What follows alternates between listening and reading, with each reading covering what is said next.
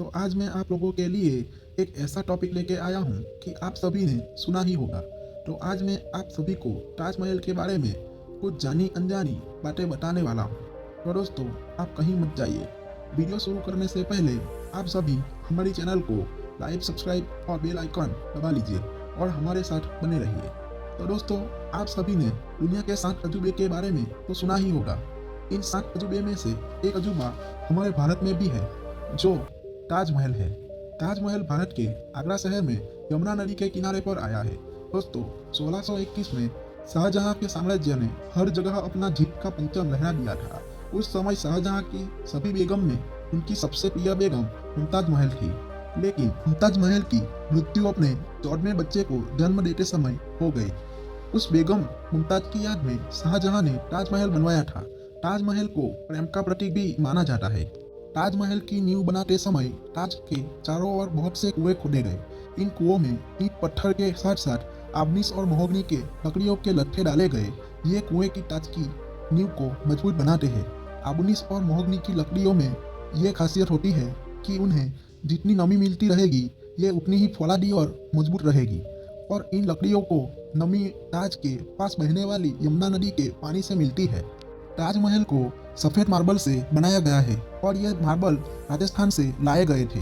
Marble के अलावा भी ताजमहल को बनाने में बहुत सारे कीमती पत्थरों का उपयोग किया गया था। ताजमहल बनाने में 20,000 से 25,000 मजदूर ने काम किया था और उनके साथ 1,000 से ज़्यादा हाथियों की भी मदद ली गई थी।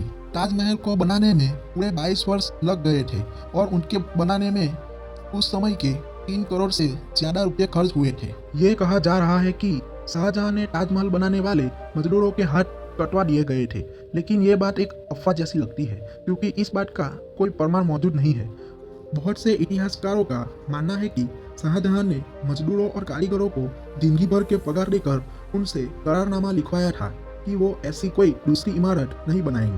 ताजमहल के जो 4 मीनारें हैं, ये बिल्कुल सीधी खड़ी नहीं है, बल्कि चारों बाहर की ओर हल्की झुकी हुई है और इन्हें ऐसा ही बनाया गया था ताकि भूकंप जैसी आपदा आने पर अगर ये गिरे तो भी बाहर की ओर गिरे और मुख्य मकबरे को कोई नुकसान ना पहुंचे। कुतुब मीनार भारत की सबसे ऊंची मीनार है, लेकिन शायद आपको जानकर हैरानी होगी, ताजमहल की ऊंचाई कुतुब मीनार से भी ज़्यादा है। ताजमहल 73 मीटर ऊंचा है, जबकि कुतुब मीनार की ऊंचाई 72.5 मीटर ही है, यानी ताजमहल से 0.5 मीटर कम है। दूसरे विश्व युद्ध में सरकार ने मकबरे के चारों ओर बांस का घेरा बनाकर सुरक्षा कवच तैयार करवाया था, जिसे कि हवाई बमबाजों को भ्रमित किया जा सके और ये जर्मन और जापानी हवाई हमलों से सुरक्षा प्रदान कर पाए। 1965 और 1973 के बाद पाकिस्तान युद्ध के समय में भी ऐसा ही किया गया था। कई देशों में ताजमहल की नकल पर बनी इमारतें मौजूद है, जैसे चीन, बांग्लादेश और कोलंबिया में। और ऐसी एक इमारत भारत में भी मौजूद है, बीबी का मकबरा। ये इमारत महाराष्ट्र के औरंगाबाद में है। ताजमहल की खास बातों में एक बात ये भी है कि ये दिन में 4 मरतबा उनके रंग बदलता है।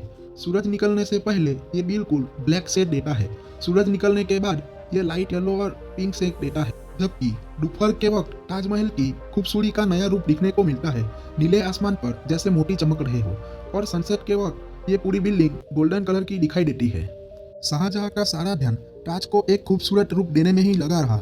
इसी बीच शाहजहां के बेटे ने ही औरंगजेब ने आगरा पर हमला करके अपने पिता को कैद कर लिया। शाहजहां से पूछा गया कि क्या चाहते हैं, तो उन्होंने कहा कि उनको ऐसी जगह पर कैदी बनाकर रखा जाए जहां से वो सीधे ताजमहल को देख पाए, और उनकी ये ख्वाहिश पूरी कर दी गई। कैद में रहते हुए भी शाहजहां ताज को देखते रहे और वहीं उन्होंने उनकी जिंदगी की आखिरी सांस ली। मृत्यु के बाद उन्हें मुमताज के साथ ही दफनाया गया। शाहजहां मानते थे ये दौलत, ये ताकत और ये शानो शक्ति एक दिन सब खत्म हो जाएगी। उन्होंने सोचा कि कुछ ऐसी यादगार चीज़ बनाई जाए जो हमेशा रहे, और शाहजहां ने अपनी प्रिय की याद में ताज को बनवाया। आज बादशाह नहीं रहा, उनकी हुकूमत नहीं रही और उनकी सल्तनत को भी खत्म हुए कई ज़माने गुजर गए। बस एक ताज है जिससे बादशाह की सदियों पुरानी प्रेम कहानी को खुद में संजो रखा है। तो दोस्तों, आज के लिए बस इतना ही।